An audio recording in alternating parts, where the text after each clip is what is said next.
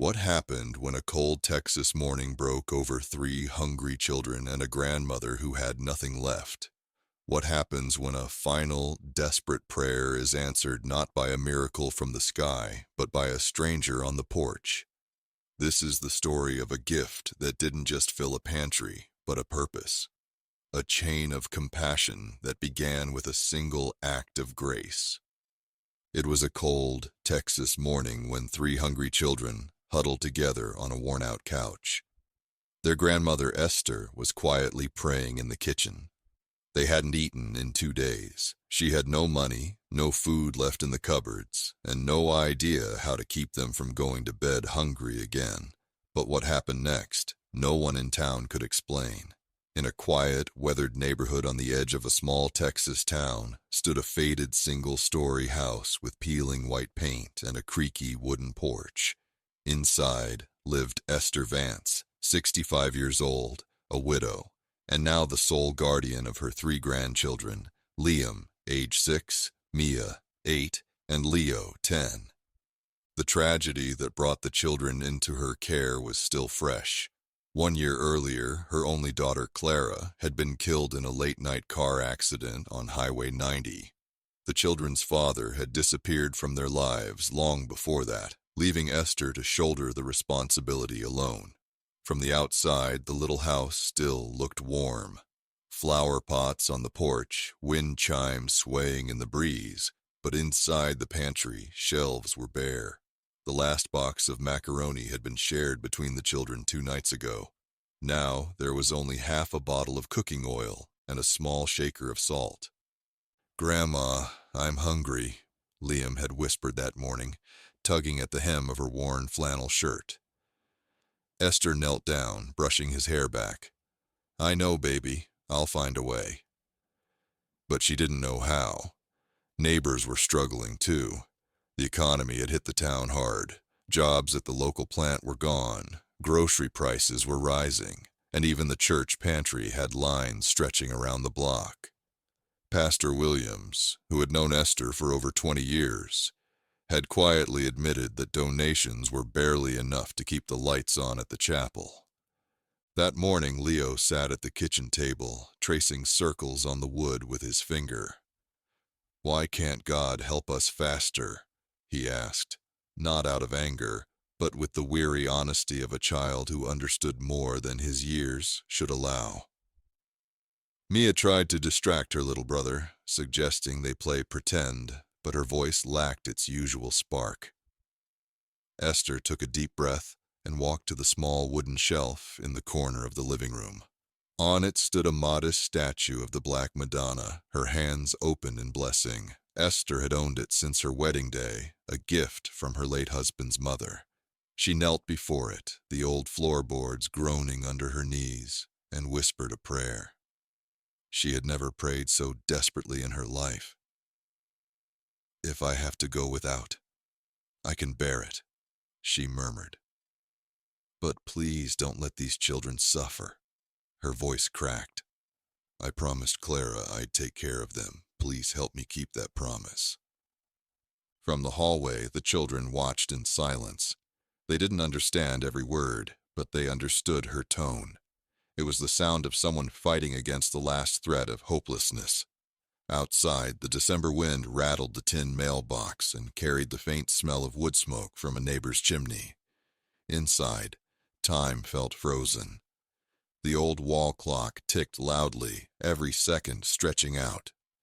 Esther stayed on her knees until her legs trembled, then slowly stood, gripping the edge of the shelf for balance. There was nothing left to do that day except try to distract the children. She suggested a game, pretend camping in the living room where they could forage for imaginary berries and fish in an invisible river. The younger two played along, but Leo just sat by the window staring at the empty street. By sundown, Esther had given them each a small glass of water with a spoonful of sugar dissolved in it.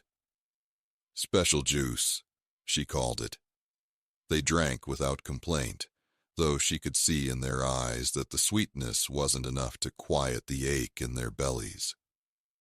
That night, Long after the children had fallen asleep on the couch under a patchwork quilt, Esther sat alone at the kitchen table, her hands wrapped around a chipped mug of lukewarm tea. Outside, the wind howled. Inside, she fought back tears. The truth was unbearable.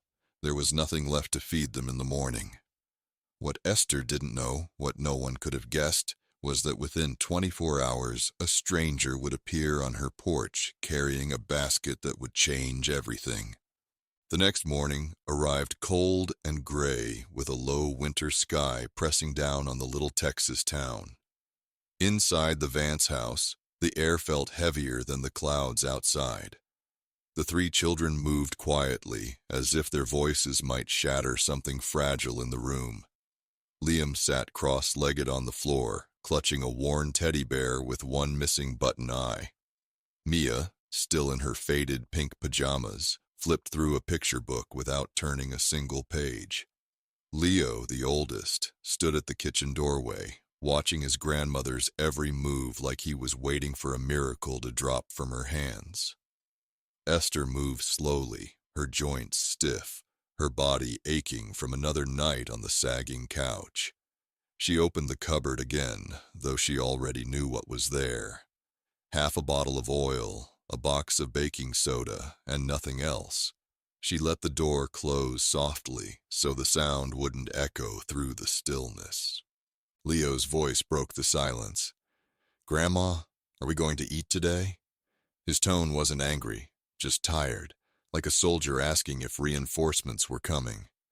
She looked at him, saw the hollow shadows under his eyes, and felt something deep inside her twist. "I'm working on it, sweetheart," she said, but even she could hear the thinness in her voice. That was when Esther's gaze fell on the small wooden shelf in the living room, the one holding the modest statue of the Black Madonna. The statue had been there for decades, surviving every move, every hardship, every loss. Now it seemed to look back at her with the same calm expression it always had, hands open as if offering something unseen. Without a word, she crossed the room. The children followed her with their eyes, sensing something important was about to happen. She lowered herself to her knees, the old floorboards groaning, and folded her hands together. Her voice started low, barely above a whisper. "Dear Mother, I know I've asked for little in my life. I've been content with what I had, even when it wasn't much. But today, it's not for me." Her voice trembled and she swallowed hard. "It's for them." In the hallway, Mia peeked around the corner, holding her breath as if the slightest sound might disturb the moment. Liam, too young to fully understand, simply watched his grandmother's lips move. "They're children, Lord," Esther continued. "They didn't ask for this. They didn't choose this life. If I have to go without, I can do that. I have before, but they need food in their bellies. They need the strength to grow, to laugh, to run. I promised their mama I would take care of them, and I can't keep that promise on my own anymore." Her hands tightened until her knuckles went white. The words came faster now, as if they'd been building inside her for weeks. "I am tired, Lord. My body is weak. My hands don't work the way they used to. I've knocked on doors. I've asked for help, but nothing changes. Please send me something, anything, before I have to tell them there's nothing left." For a long moment, the only sound in the room was the faint ticking of the wall clock and the slow, steady breaths of the children. Esther's mind drifted back to the night before when she'd almost let herself imagine calling Child Protective Services, giving the children to someone who could feed them. The thought alone had made her stomach turn. She could never let them go, not after everything they'd lost. Tears welled in her eyes. "If you still hear me, please show me that I'm not alone in this." As the prayer hung in the air, Esther stayed there, kneeling, her eyes closed. She felt the warmth of the morning light pushing through the thin curtains, landing softly on her face. It wasn't an answer, at least not yet, but it was something. A reminder that even in the coldest season, the sun still found its way inside. From his place in the doorway, Leo shifted, his voice barely a whisper. "Is it going to work, Grandma? Will God hear you?" She turned her head just enough to meet his gaze. "He always hears," she said softly, even though her own faith trembled under the weight of hunger and worry. The moment passed slowly. Esther rose to her feet, her knees protesting, and walked back to the kitchen. She poured each child a glass of water, stirring in a spoonful of sugar from the jar she kept for baking. "Special juice," she said with a smile she didn't feel. The children drank without question. That afternoon, Esther tried to keep their minds busy. They played explorers, pretending the living room rug was an island and the hallway was a jungle. But underneath the laughter she forced for their sake, her own thoughts kept circling back to the prayer. Would it be answered, or would tomorrow come just as empty as today? She didn't know yet, but something in the quiet of that small living room, something in the way the sunlight lingered on the statue's face, felt like the smallest flicker of hope. And somewhere far beyond that house, though Esther couldn't see it, an answer was already on its way. The following day broke with a pale sun, barely pushing through a veil of thin winter clouds. Esther's joints ached as she pulled on her worn wool sweater, the elbows thinning from years of use. She had already decided that today she would try again. She would knock on doors, call in favors, do whatever it took. The children watched quietly from the living room. Liam hugged his teddy bear tighter. Mia sat cross-legged on the floor, and Leo leaned against the wall, pretending to read, but keeping one ear tuned to every sound from the kitchen. They knew what she was about to do, and they knew what it meant. Either food would come back with her, or another night would pass with empty plates. By mid-morning, Esther stepped out into the cold. The neighborhood was still, except for the low rumble of a distant truck on the highway. She started at the house next door, where Mrs. Rivera answered the door in a frayed cardigan, eyes tired. "Esther, I wish I could," she said, voice heavy with guilt. "But we've been stretching canned soup for 3 days." Esther nodded, forcing a small smile. "I understand. Thank you anyway." 2 blocks over, she tried the front door of Mr. Harris, the retired mechanic who used to trade repairs for her quilting work. He stood on his porch, shaking his head before she could finish the sentence. "Business has been slow. My own kids are helping me make rent this month." Again, Esther thanked him, keeping her voice steady, but the weight in her chest grew heavier with each refusal. Her last stop was the corner grocery store, a small brick building with a hand-painted sign. Inside, the smell of coffee and old wood mingled in the air. The owner, Tom Bennett, had known Esther since she was a young woman. He leaned on the counter, his face lined with worry, as she quietly asked if she could take some bread and pay later. "Esther," he said softly, "you know, I'd help you if I could, but I'm already 3 months behind with my suppliers. If I start giving more credit, I'll lose the store."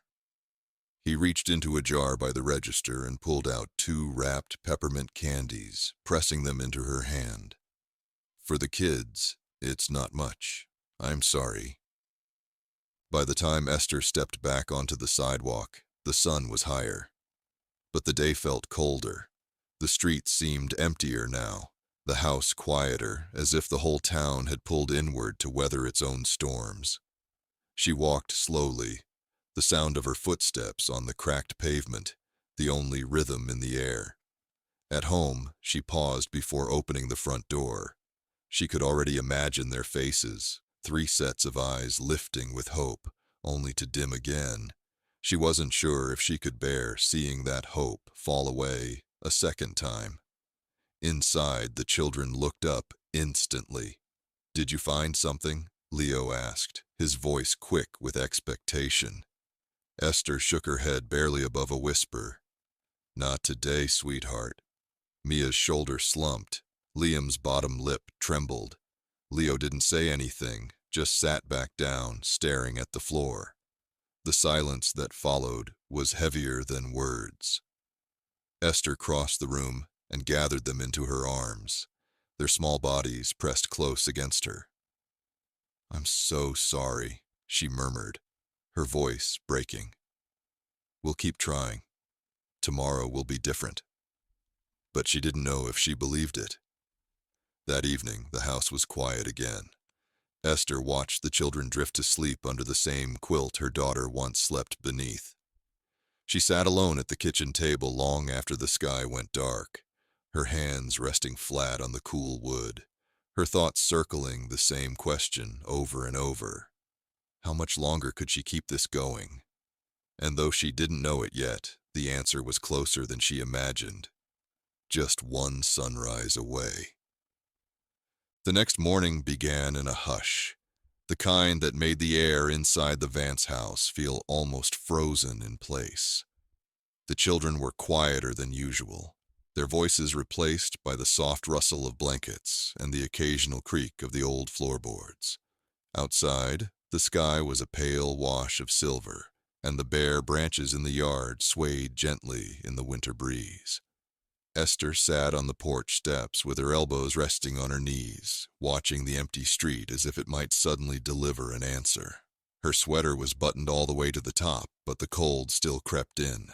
She'd been up since dawn, pacing between the kitchen and the living room, trying to decide her next move.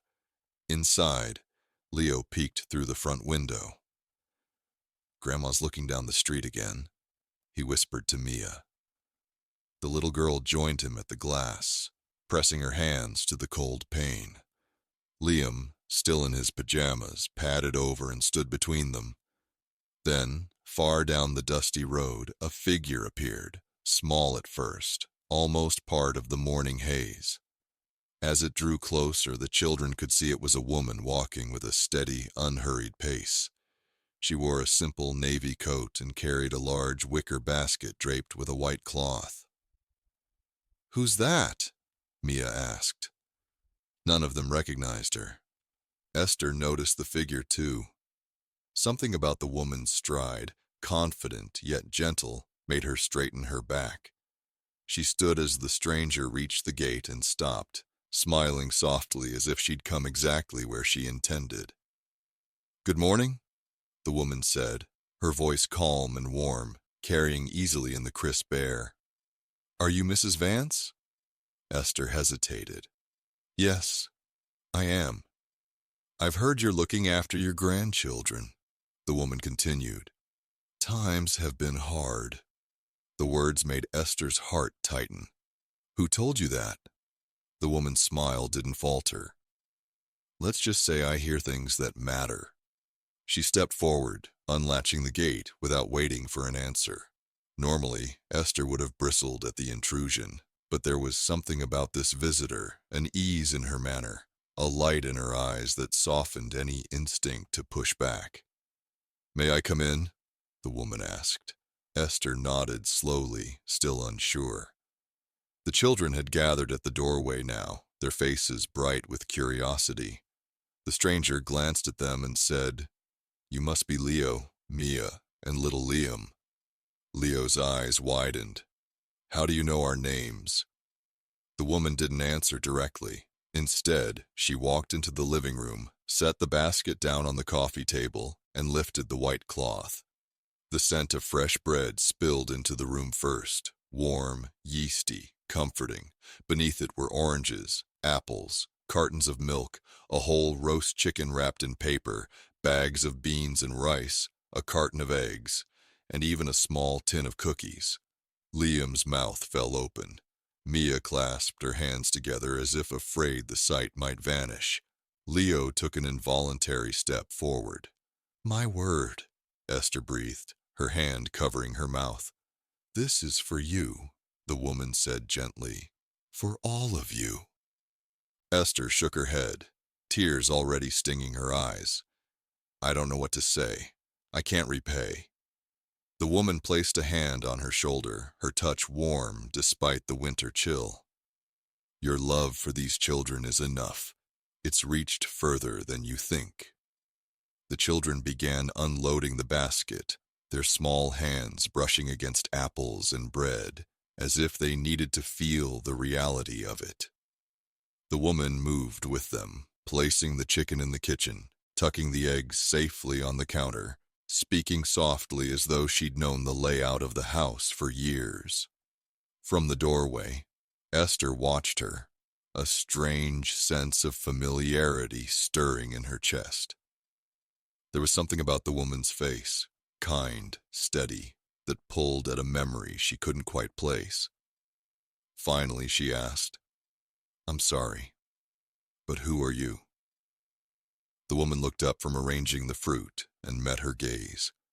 Her eyes seemed to hold both gentleness and something far deeper, like sunlight breaking through clouds. "Mrs. Vance," she said quietly, "I think you already know." The words lingered in the air, settling into the room with an almost tangible weight. Esther's breath caught, her heart beating hard against her ribs. She didn't understand everything, but she felt it, that whatever was happening in her living room wasn't ordinary. The woman smiled again, a smile that somehow felt both human and eternal. "I've come to help you, and when you're ready, I'll tell you how." For the first time in days, hope didn't just flicker in Esther's chest. It bloomed. The last of the groceries were set neatly on the counter, their colors bright against the faded laminate. The children hovered nearby, still whispering to each other as if they might wake from a dream. Esther stood a few steps back, her hands twisting the hem of her sweater, unable to shake the feeling that she was standing at the edge of something she couldn't yet name. The woman turned from the counter and looked at her. "Mrs. Vance," she said softly, "you've been carrying a weight for a long time." Esther swallowed, her throat suddenly dry. "We all have our burdens," she replied, "some heavier than others." The woman stepped closer, her eyes holding Esther's with a quiet intensity. "But yours has been heard."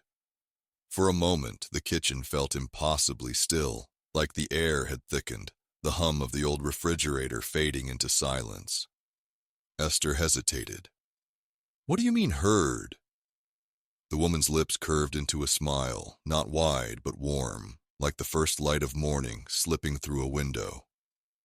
"Every prayer, every tear, every time you whispered that you couldn't do it alone, I was there."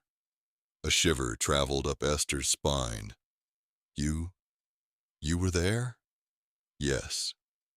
The woman's voice was steady, but there was something in it, an unshakable certainty that made the words feel heavier than air. "I've walked beside you through the long nights.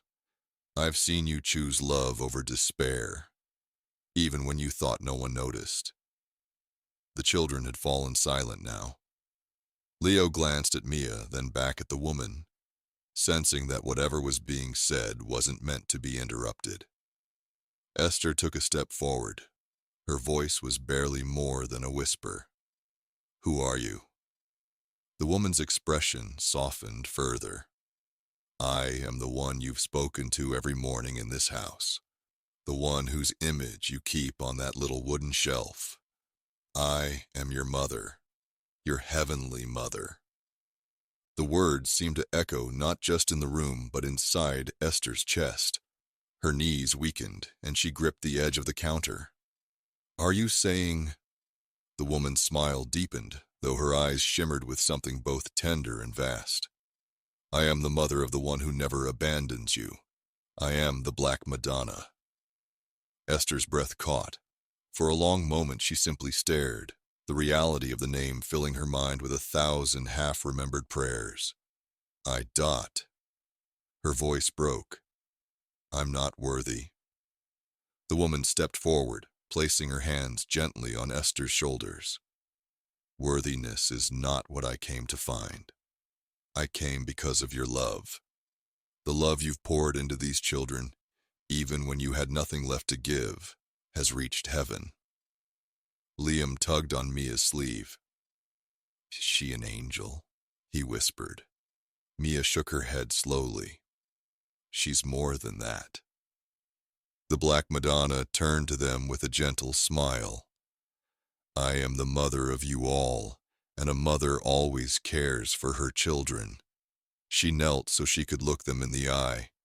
You are precious to me, and I have brought what you need, not just for today, but so your grandmother can provide for you with dignity. She stood again and faced Esther. Tomorrow morning you will go to Quilts and Stitches. The woman there, Mrs. Helen Porter, will offer you work you can do from home. Your hands will heal enough for you to sew again. It will not erase all your pain, but it will give you the strength you need. Esther could feel the tears streaming down her face now, unashamed. You know my hands. The Black Madonna's gaze was steady. I know everything you've carried, Esther. For a long moment the two women stood there, one trembling with awe, the other radiating a peace that seemed to fill every shadow of the small kitchen. Finally, Esther spoke, her voice breaking on the words. Why me? Because, the Black Madonna said, you never stop loving, even in hunger, even in hopelessness, and love like that is never overlooked. The children pressed closer to their grandmother, their eyes fixed on the serene figure in front of them. Leo, the oldest, found his voice first. Will you come back? The Black Madonna smiled. I will always be near. You may not see me, but you will feel me. Then, as quietly as she had entered, she stepped toward the door. She paused in the frame, looking back one last time. Remember this day, and when the time comes, pass this kindness on. And with that, she stepped outside. The morning light caught her figure for just a heartbeat. And then, in a way none of them could explain, she was gone. The three children stood frozen, their grandmother clutching them close, the warmth of the moment lingering long after the door had closed. The next morning dawned crisp and clear, the kind of winter day where the sunlight seemed sharper, brighter, as if the world had been washed clean overnight. Inside the Vance house, the children were already awake, voices hushed as they peeked into the kitchen. The basket from yesterday still sat on the counter, now a little lighter, but just as miraculous as when it first appeared. Esther stood by the window, her hands wrapped around a warm mug of coffee. Real coffee, not the weak rebrewed water she'd been drinking for weeks. She kept replaying the words from the day before. Tomorrow morning, you will go to Quilts and Stitches. It had been spoken with such certainty that it felt less like a suggestion and more like a promise etched into stone. After breakfast, thick slices of toast with butter, scrambled eggs, and milk for the children, Esther pulled on her best coat. The children watched from the porch as she walked down the street, the winter sun glinting off the frost, still clinging to the grass. Quilts and Stitches was a small shop tucked between a florist and a hardware store on the far side of town.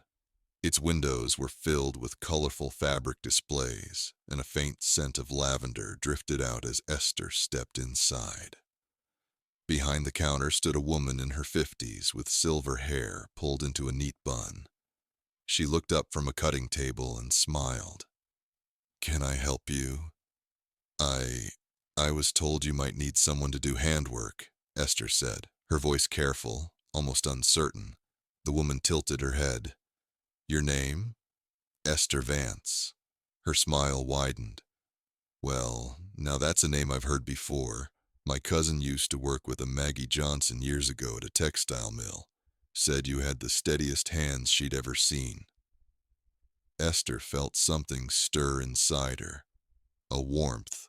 A connection she couldn't have planned. I did, until... She hesitated, glancing down at her fingers. Helen Porter, the shop owner, rounded the counter and handed her a piece of linen with a small embroidery hoop. Here, humor me. Just a few stitches. Esther's fingers trembled at first, the familiar ache in her knuckles threatening to slow her. But then, as the needle slid through the fabric, something shifted. The pain didn't vanish completely, but it dulled, manageable, as if her hands remembered exactly what to do and were grateful for the chance. When she finished the small flower pattern, Helen examined it with raised eyebrows.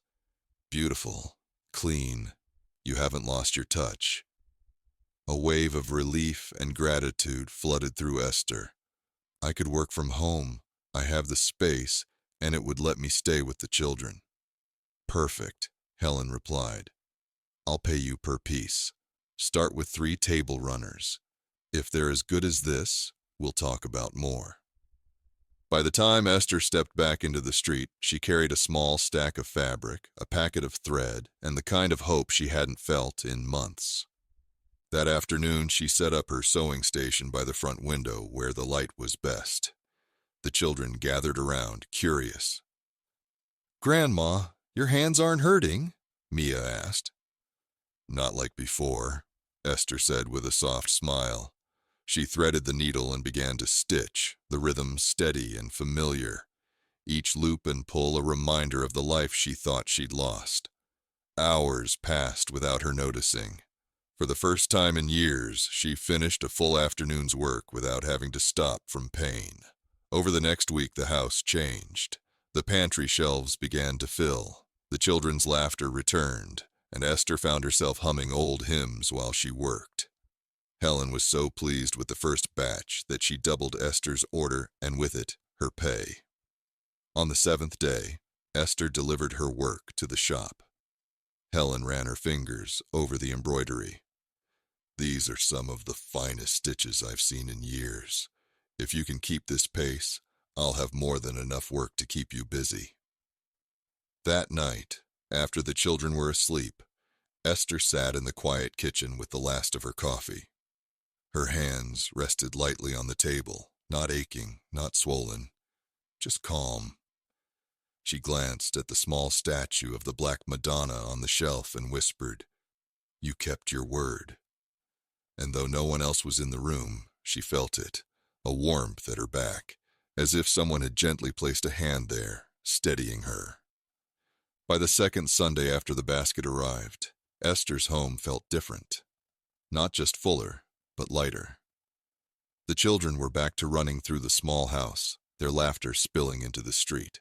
Meals were no longer a silent, anxious ritual. They were noisy, joyful affairs with warm plates and seconds to spare. That morning, Esther dressed the children in their best clothes. Leo wore a shirt 2 sizes too big, but neatly pressed. Mia had her hair tied in ribbons. Liam clutched a small toy truck in one hand, unwilling to let it go, even for church. At First Hope Chapel, Pastor Williams greeted them with a smile. "Good to see you all here today," he said, but his eyes lingered on Esther. There was something in her expression, peace, maybe even joy, that hadn't been there in months. After the hymns, Pastor Williams invited anyone who wished to share a testimony. Esther's heart thudded in her chest.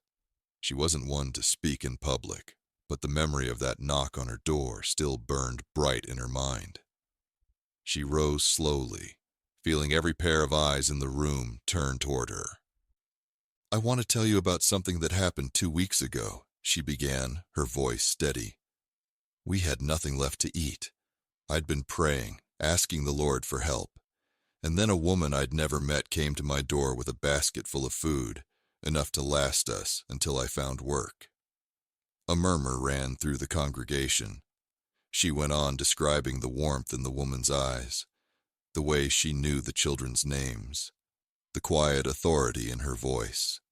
Esther didn't share every detail. Some moments felt too sacred, but she spoke of the change it brought. Not just food, but hope and a job that let her work from home. By the time she finished, there were tears in more than a few eyes. Pastor Williams stepped forward. "That," he said, is the work of God, sometimes through the hands of strangers, sometimes through something we can't explain. After the service, people approached her in the churchyard. Mrs. Reynolds offered 2 bags of hand-me-down clothes for the children. A young man named Tom slipped her an envelope with a grocery store gift card. The Henderson family invited them for Sunday lunch. Word of her story spread beyond the church. At the quilt shop, Helen mentioned it to a few regulars, who in turn brought in extra fabric for Esther to use. Even neighbors who had little to give found ways to help. A loaf of bread left on her porch, a jar of homemade jam, a bag of apples. One cold Thursday morning, there was another knock at the door. This time, it wasn't the mysterious woman. It was a young mother, thin and pale, holding a toddler on her hip. "Are you Mrs. Vance?" she asked hesitantly. "Someone at the church said you might know where I could find work." Esther saw the weariness in her eyes, the same kind of quiet desperation she had carried not long ago. "Come in," she said, opening the door wide. She fed the woman and her child from her own pantry, then picked up the phone to call Helen. "I've got someone here who's quick with her hands. Think you can use her?" By the end of the week, the young mother had her first paycheck. She returned with a shy smile and a small basket of muffins as thanks. Esther accepted them, but waved off the praise. "Just pass it on, honey. When someone helps you, you help the next person." It became a quiet rhythm in the neighborhood. People who had once been in need found ways to help others, sometimes with a warm meal, sometimes with a job lead, sometimes with nothing more than a listening ear. And at the center of it, Esther kept her door open, the same way it had been opened for her. What began as a single knock had become something bigger, a chain of kindness that seemed to those who knew the story like a miracle still unfolding. Winter melted into a soft Texas spring, and the Vance house began to reflect the new season. The garden Esther once let grow wild was now dotted with marigolds planted by Mia. Leo had built a birdhouse with scrap wood, and Liam liked to scatter breadcrumbs on the porch rail, waiting for the sparrows to come. Life still had its challenges, bills to pay, mending to do, the occasional sleepless night, but the sharp edge of survival had dulled. The pantry was never empty now, and the steady rhythm of Esther's sewing kept food on the table and heat in the house. One quiet Sunday afternoon, she gathered the children around the kitchen table. Sunlight spilled across the wood, catching on the steam from a pot of tea. Esther folded her hands in front of her and looked at each of them in turn. "Do you remember," she began, "the morning when we didn't have anything left to eat?" They nodded. Liam's brow furrowed. "That's when the lady came with the basket." "That's right," Esther said, smiling faintly. "And you remember who she told us she was?" "The Black Madonna," Mia said without hesitation, her voice soft but certain. Esther's smile deepened. "She told us something important that day, that when we're given help, we should help others, and that's what I want us to do as a family." Leo leaned forward, elbows on the table. "Like, all the time?" "As often as we can," Esther said. "Every month we'll set aside a little bit, money, food, whatever we can spare, and we'll find someone who needs it more than we do. It won't always be easy, but that's how we keep her gift alive." The children exchanged glances, then nodded in agreement. It wasn't just a plan. It felt like a mission. That first month, they packed a small box with canned goods and left it on the porch of a neighbor who'd lost his job. The next month, they bought school supplies for a boy in Leo's class whose backpack was falling apart. Each act was small, but each carried the quiet weight of the promise Esther had made. Over time, others in the community began to notice. "You're raising them right," Mrs. Reynolds told her one afternoon at the market. Esther only smiled. She didn't explain the whole story. Not to everyone, but those who knew understood the deeper truth. The children grew into the rhythm of giving. Leo learned to fix old bikes and started repairing them for kids who couldn't afford new ones. Mia began sewing doll clothes from leftover fabric, gifting them to families at the church. Liam, still the youngest, took it upon himself to hand-deliver baked goods to shut-in neighbors, always with a grin. Esther watched it all quietly, her heart full. She knew that one day the children would grow up and leave this little house, but she hoped they would carry the promise with them, just as she carried the memory of that knock on her door. Late at night, after the children had gone to bed, she would sometimes sit in the kitchen with the lights low, her eyes drifting to the small wooden shelf in the corner. The statue of the Black Madonna stood there unchanged, her painted robes a little chipped from years of dusting. "Thank you," Esther would whisper. Not just for the basket, or the job, or the healing in her hands, but for showing her that faith could ripple outward, touching lives she might never even meet. It wasn't just a miracle that had saved them. It was the decision to live in a way that honored it. And that, Esther believed, was the true legacy left in her care. Years later, the story of the woman with the basket was still told in the Vance family, sometimes at the kitchen table, sometimes on the porch when the evening breeze carried the smell of fresh bread from a neighbor's oven. The details never faded. The sound of the knock, the white cloth over the wicker basket, the way her eyes seemed to see straight into their hearts. The children had grown, but the promise remained unbroken. Even as life moved forward, Leo graduating high school, Mia winning a community art award, Liam learning to play the guitar, they carried the habit of giving with them. To anyone on the outside, it might have looked like simple kindness. To the Vances, it was something sacred, the continuation of a miracle. In the quiet moments, Esther would still find herself glancing at the little wooden shelf in the corner. The statue of the Black Madonna stood there, its chipped paint catching the light just so, as if it had been waiting for her gaze. She never expected another visit. She didn't need one. The miracle had already changed everything. Neighbors sometimes asked her how she stayed so steadfast through the hard times. Esther would just smile and say, "When you've been given hope at your lowest point, you don't let go of it. You pass it on." The truth was simple yet powerful. Miracles don't always arrive with trumpet blasts or blinding light. Sometimes they come in the shape of a stranger on your porch, carrying exactly what you need. And sometimes the real miracle isn't the rescue itself. It's what you choose to do with it afterward.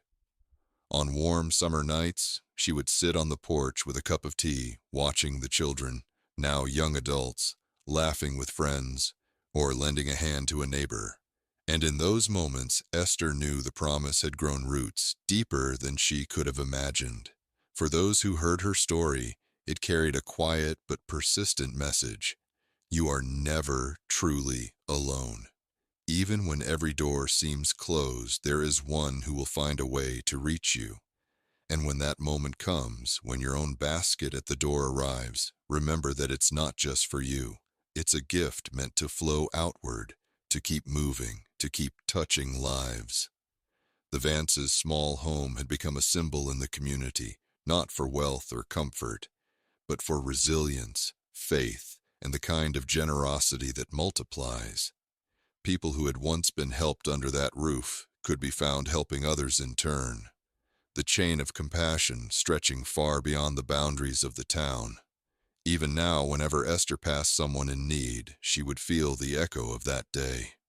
The warmth of the stranger's hand on her shoulder. The calm certainty in her voice. The quiet promise that God never abandons his children. It wasn't just a memory. It was a reminder to live every day as proof of it. And maybe that's the lesson for all of us. The miracles we receive are not the end of the story. They are the beginning of someone else's. If this story has touched your heart, if it's reminded you of the unseen ways faith works in our lives, help us keep these messages alive. Like this video, subscribe to Healing Hands of Madonna, and share it with someone who needs to hear that a mother never abandons her children. Together, we can keep the chain of blessings moving forward.